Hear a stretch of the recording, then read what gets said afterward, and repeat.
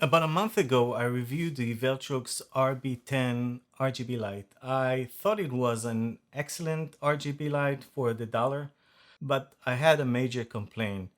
The RGB light intensity could not be dim. Now today, I will review an RGB light that can be dimmed. As well, it has something in common with the new Aputure RGB light, the MC. Now, a small disclaimer. This slide was given to me for a review. I did not pay for it, but I can assure you that I'll be 100% objective, and at the end of the day, it will be up to you to decide if this light is for you or not.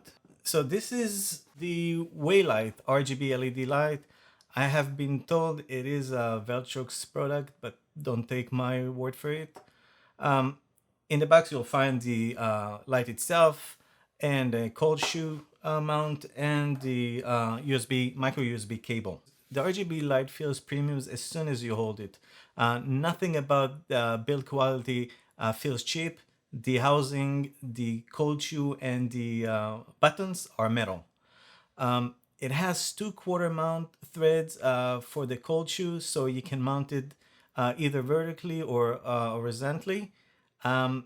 It has a built-in 3000 milliampere battery, and it takes took me about 3 hours to get it to a full charge via USB cable. Now the battery lasted for 9 hours in the RGB mode and about 2 hours in the bicolor mode. I had it set up to 5600K, which is the brightest, and as well I had it on the max intensity.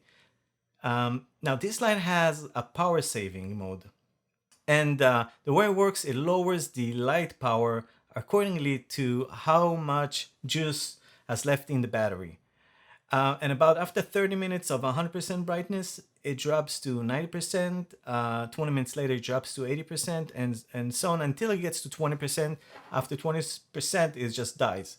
Now, the saving mode is a plus, but the negative is that the camera exposure will need to be adjusted every time the brightness power drop, which is it's not ideal. Now, it would be nice if there was a way to bypass it or turn it off, but I couldn't find a way to do that. Another thing to mention is the light cannot power it while it is charging. Not like the Aputure AMRAM that I like. The light has 5 buttons, starting from the top: power switch, mode button, set button, increase button, and decrease button.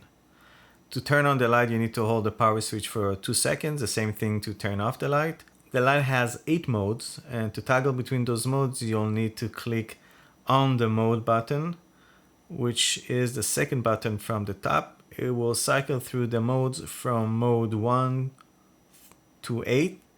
At the end of the mode 8, it will cycle back to mode 1. The first mode is the preset light mode. Starts from 7K to 6K, 5500K, 5200K, 4000K, and 3200K. And to toggle between those presets, you're going to use the plus and minus button. In this mode, you can also change the power intensity of the light. You're going to have to use the select button to select the power in order to change the intensity of those presets, using again the plus and minus. Now, if you read the manual, you'll find that they gave a name to each of the light preset. They have shadow lamp is 7000K, cloudy lamp is 6000K, flashlight is 5500K, moonlight is 5200K, fluorescent light is 4000K, daylight lamp is 3200K. Now, I find it to be a bit off, especially when compared it to a color temperature chart. For example, they have 32K as a daylight, and as much as I know, 32K is a tungsten light color or indoor light color. My suggestion to you is to use a chart that you can trust. Don't go by the manual. Mode number 2 is the Kelvin temperature. That range from 2500K to 8500K. Now, to change the temperature, you need to select the temperature with the select button, which is the third one. To adjust the brightness, use the set button again and select the power and use again the plus and minus button. Mode number 3 is the RGB. In this mode, you'll find power, tone, and saturation. Select the tone to go through the color spectrum, and you're gonna need to use the plus and minus buttons. With the saturation, you can dial it even more.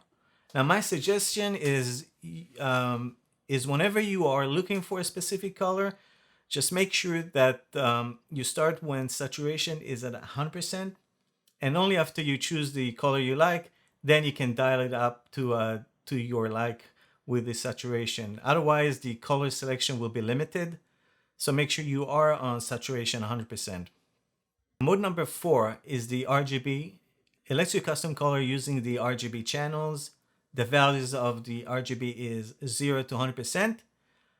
I wish they used the standard values just like in Photoshop. That way you can actually match any colors you want. Mode number 5, cycle through the entire color spectrum. Pressing the set button will change the speed of the cycle. A will be the fastest and C will be the slowest. Now, I'm not sure why they included this mode. It does not do anything but cycle through the color. Now, the Veltrux RB10, for example, has the same mode, but you can stop the cycle at any given time to select the color that you like, which is usable. Mode 6 is the Thunder Flash. Again, using the select button will change the speed. A is fastest, B ordinary, and C is the slowest.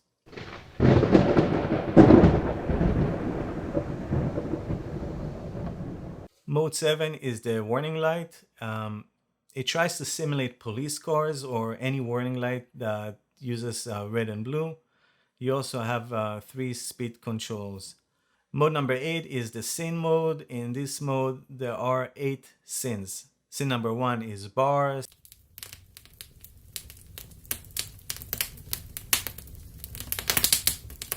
Scene number 2 is birthday.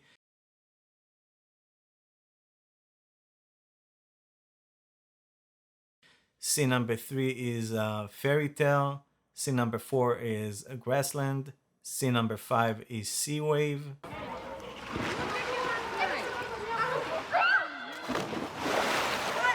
Scene number 6 is aurora.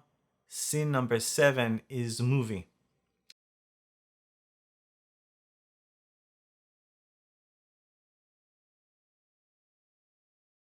One thing worth mentioning, I noticed stuttering in all the scenes during the shade transition. For example, if from red to orange, there is a stuttering. Now that happened when the speed is low or when the intensity is not maxed. So my recommendation is to keep at high speed or in max power. I wanted to do a test to get an indication how powerful this light. So I put the light on the stand about 5 feet away from the wall. For the RGB mode, it was 100% intensity. The camera setting was 4.5 f-stop and the ISO was 1000. For the bicolor, it was 5 feet away from the wall as well. Camera setting was 1000 ISO, f-stop was 4.5. The color temperature was 5600, which is the brightest. At the beginning of the video, I mentioned that the Weeylite has something in common with the new Aputure MC RGB light. And what I meant is those effects that the Weeylite has and the Aputure MC has as well. Now, I don't compare those two lights because the Aputure is much more technology advanced. As well, it's much more expensive. But it surprised me to see that Weeylite included those effects considering the price. Now, the Weeylite is an excellent value for the dollar. I wish this specific light had a remote control or a phone app, But then again, if it was remote control, it was more expensive. I don't think you will find a better bargain than this RGB light. Consider the quality and the function it has. I've had the two of the Aputure for a couple of years, and it's great now. And it helped me in many situations. The Weeylite is a bit bigger than the Aputure, but it can do much more. So I'll definitely get another one. Thank you for watching, and don't forget to subscribe and like the video if you liked it, and I'll see you in the next video.